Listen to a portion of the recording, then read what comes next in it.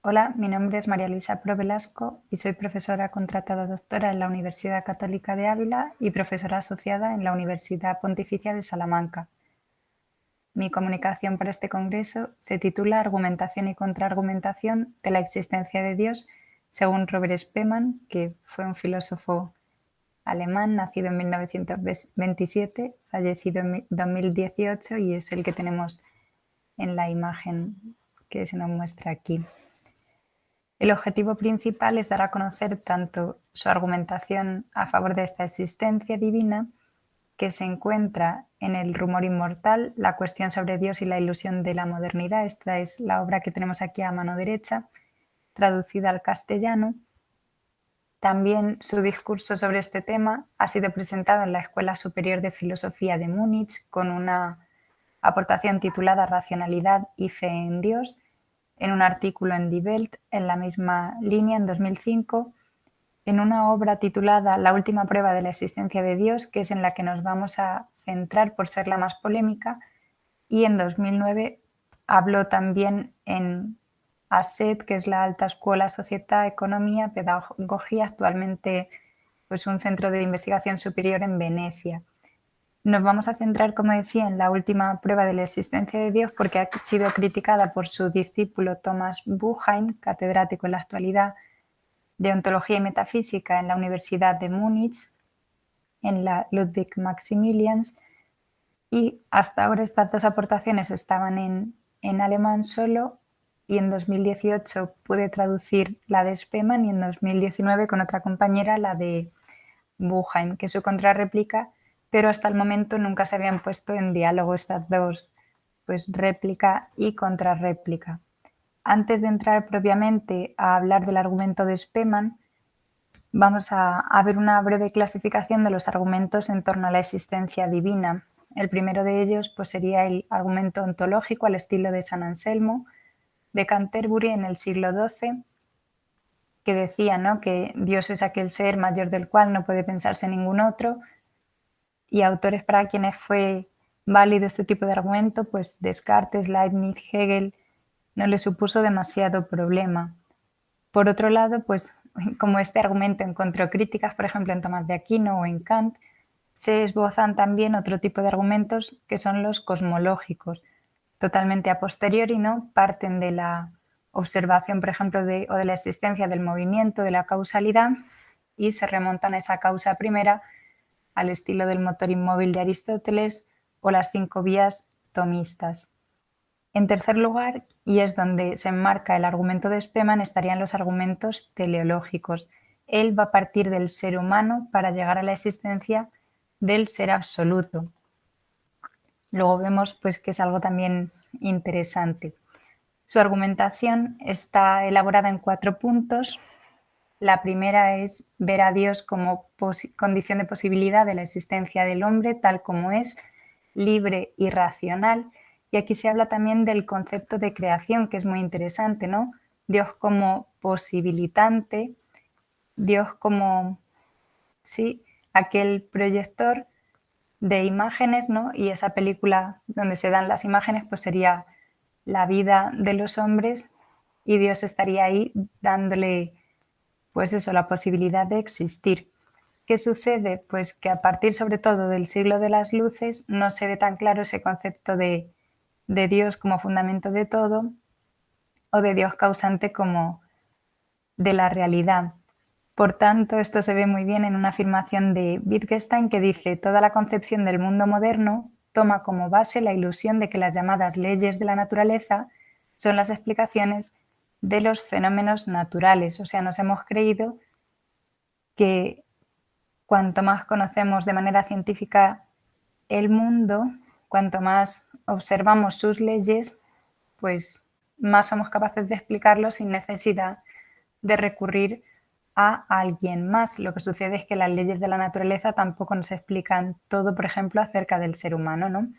Por eso, como la realidad es mucho más amplia que una visión reduccionista como la que se pretende en muchos casos a partir de la modernidad, Spemann al final de ese primer apartado va a decir que o bien renunciamos a comprender el mundo lo que produciría la resignación de la razón, porque la razón no es solo dominativa, sino también contemplativa, y desde la modernidad nos hemos quedado con ese afán de dominar, u optamos por creer en Dios. Aquí se nos abre pues una doble disyuntiva ante la cual cada uno tiene que tomar partido. En segundo lugar, dentro de la argumentación de Spemann, reduciéndolo muchísimo, pues podríamos resumirlo como cómo vive aquel que tiene fe en Dios. Y él trae aquí a colación el ejemplo de Job. Job sabemos pues que era una persona muy afortunada, a la que todo le iba bien en la vida, ¿no? Tenía pues ganado, hijos, hijas, y de repente pues el demonio decide decir a Dios que si le tienta y le quita todo eso que tiene, seguro que Job se vuelve contra Dios. Y sucede lo contrario, ¿no? Que ante todas esas adversidades, pues Job sigue confiando, incluso cuando su mujer o sus amigos se burlan de él o le vienen a decir que qué pecado ha cometido para que le suceda tanto mal. Job es, por tanto, una especie de prototipo de aquella persona creyente que sabe que todo lo que acontece en su vida es venido de la mano de Dios. Por tanto, pues confía y acepta esas circunstancias. En tercer lugar, se nos plantea qué queremos decir cuando hablamos del concepto Dios y si es algo externo también a lo que tenemos en nuestra mente, ¿no? Dice Spemann en sus palabras, ¿no? De esta traducción que os decía de Cauriensia 2018. ¿Tenemos alguna razón para afirmar que lo que mentamos cuando decimos Dios se corresponde con algo en la realidad? Y Spemann justamente nos va a decir que la capacidad que tenemos para conocerle es precisamente la razón humana que es capaz de conocer y de conocer de manera verdadera. Esto es lo que ha suscitado la contrarréplica de Buchheim, que luego veremos, y más pues cuanto más avancemos, ¿no? En cuarto lugar, pues Spemann pone de manifiesto cómo Kant y Nietzsche han tratado de desmontar algunos de sus argumentos en favor de la existencia de Dios, pues más bien clásicos, y él va a tratar de oponerse a Nietzsche con un argumento y decir cómo si Dios existe, esto es, o sea, simplemente a partir del lenguaje esto es válido, es verdadero, ¿no? Viene a decir, por ejemplo, que el 1 de enero de 2021 nevó en Ávila, por ejemplo. Si ha sido verdad ese día, va a ser verdad no solo ese día, sino para todo momento futuro, ¿no? Ese pasado va a quedar guardado y recogido eternamente como verdadero. Si no pudiera quedar recogido como verdadero es que ni siquiera ha tenido lugar. Ahora bien, para hablar de que esa verdad siempre en el futuro sea recordada, necesito de una conciencia eterna, que viene a ser la conciencia infinita, conciencia de Dios, porque la humana es limitada, ¿no? Sin embargo, en esa conciencia eterna, pues cabrían todas las verdades. Aquí Spemann pues pretende justamente contradecir aquello que sostuvo Nietzsche, ¿no? Me temo que no nos libraremos de Dios mientras sigamos creyendo en la gramática. El argumento que presenta Spemann se llama o está basado en el futuro anterior, futurum exactum, futuro segundo. El haber sido de la verdad va vinculado a que es eternamente verdadero y a la existencia de Dios. Aquí va a estar justamente ese punto, ¿no?, de la contraargumentación de su discípulo Thomas Buchheim, que ha publicado en una recopilación que hay sobre la obra de Spemann y hemos traducido mi compañera Sara Gallardo y yo en 2019 en la revista Pensamiento, en un artículo que hemos traducido como Reconocido pero no guardado, la persona, la comprensión de lo verdadero y la demostración de la existencia de Dios a partir del Futurum Exactum de Robert Spemann. La estructura de este artículo es muy interesante porque, en primer lugar, se presenta ese argumento del futurum exactum del haber sido. En segundo lugar, se exponen las objeciones al argumento presentado en esta manera, porque ni en El rumor inmortal, ni en el artículo de Die Welt, ni en su exposición para la Escuela Superior de Filosofía de Múnich había estado vinculado el tema de la verdad al tema de Dios. En tercer lugar, esto lo vamos a omitir porque lo hemos tratado, está la cuestión eso del futurum exactum de la verdad. Y en cuarto lugar, se plantean los rasgos de la capacidad de verdad de cada persona como indicios de la existencia divina, pero no como pruebas de su existencia, o sea, es algo más débil. En primer lugar, tenemos el análisis del argumento, tenemos la tesis de partida que todos querríamos tener por verdadera, ¿no? Es un argumentum ad hominem. Nos sabemos reales en el presente ante otra realidad, o sea, yo soy un ser real hoy en el 2021 y todo lo que tengo fuera de mi cuerpo pues también lo es y lo veo, ¿no? En segundo lugar estaría la tesis de la Constitución, denominada así por Buchain. Dice: algo real que nosotros comprendemos ahora como real seguirá siendo siempre lo que ha sucedido. Lo que decíamos, si el 1 de enero nevó, pues eso siempre será así. Ese haber sido, está aquí la tesis de la transferencia, solo puede ser algo en la medida en que también después de haber desaparecido se convierta en el pasado de un presente futuro. Para todo futuro el presente será un pasado. Cuarto, tesis de la conservación, como todo esto va a quedar guardado, ¿no? Ser el pasado de un presente posterior significa ser recordado como sucedido en ese presente. El problema va a ser quién lo recoge, porque la conciencia humana es finita. Ese es justo el quinto punto, la tesis de la finitud. Todo presente humano es finito y en algún momento dejará de existir, y la conclusión es que para que algo que está en el presente sea real para nosotros en sentido pleno, es necesaria la suposición de una conciencia divina en la que todo lo que acontece quede conservado a modo de recuerdo. Las tesis ordenadas por Buchain, como acabamos de ver, la 1, 2 y 5 no le plantean tanto problema cuanto la 3 y la 4, que son las que vamos a abordar aquí ahora.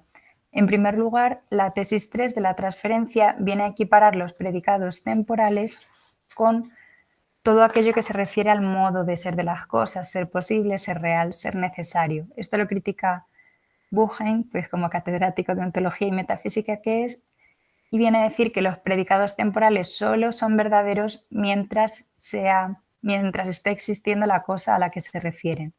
En cambio, pues hay otro tipo de predicados, como por ejemplo una afirmación matemática, ¿no? 3 más 2 son 5, que será válida siempre. No necesitamos que nada exista. Por otra parte, en cuanto a la tesis de la conservación, él nos habla, ¿no?, de cómo simplemente por causas físicas hay muchas cosas que dejan de ser como son. Por ejemplo, cuando tenemos una taza de leche y vertemos café, pues el color deja de ser blanco. Aquí viene a decir pues que hay muchas cosas que han sucedido y muchas otras también que no han sucedido. Todas ellas son potencialmente contenidos de la memoria, ¿no? Y por eso nos planteamos pues, muchas veces por qué hice una cosa de una determinada manera y no de otra. Así viene a decir él que el haber sido, el haber tenido lugar un hecho, no es ni condición suficiente ni tampoco necesaria para que se presente a mi mente o a mi memoria de manera privilegiada. Y esto sí que sería una de las pretensiones de Robert Spemann.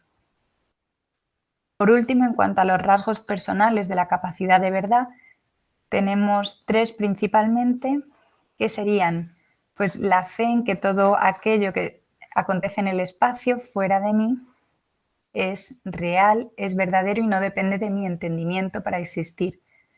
En segundo lugar, estaría mi capacidad para poder afirmar o negar de aquello real que está fuera de mí. Y en tercer lugar, de esto habla también Kant cuando se refiere al tema de la verdad, que seamos capaces de entendernos de manera intersubjetiva con otros seres sobre una misma realidad. Buchain viene a decir que esta posibilidad de que en la persona humana se dé la verdad puede ser un indicio, ¿no? Pero no algo necesario para aludir a la existencia de Dios. Es mucho más, pues, flexible, ¿no? No habla de que necesariamente tenga que existir Dios. Como conclusiones, pues decir que para Buchain, ¿no?, tanto el ateo como el creyente pueden seguir discutiendo de manera ilimitada hasta el final de los tiempos sobre estas cuestiones de si Dios existe o no existe, porque siempre encontraremos pues, argumentación y contraargumentación, y buena prueba de ello pues, es también justamente esta contribución, ¿no? Al final a cada uno nos queda pues, esa apuesta personal. También diría pues, que el pensamiento de este autor alemán, de Robert Spemann, es ciertamente relevante y actual, sobre todo en esta cuestión de la existencia de Dios, no solo porque haya sido contraargumentada por su discípulo, que ya ha llegado a ser catedrático, sino porque a su vez pues, hay una contrarréplica a Thomas Buchheim que está presentada en el último congreso, último y primero, internacional sobre el pensamiento de Spemann de manera virtual por uno de sus doctorandos, Marco Hausmann, que espero pues, poder traducir próximamente. Finalmente, pues nada más que invitaros a leer esas 2 traducciones y el texto completo de la ponencia. Muchas gracias.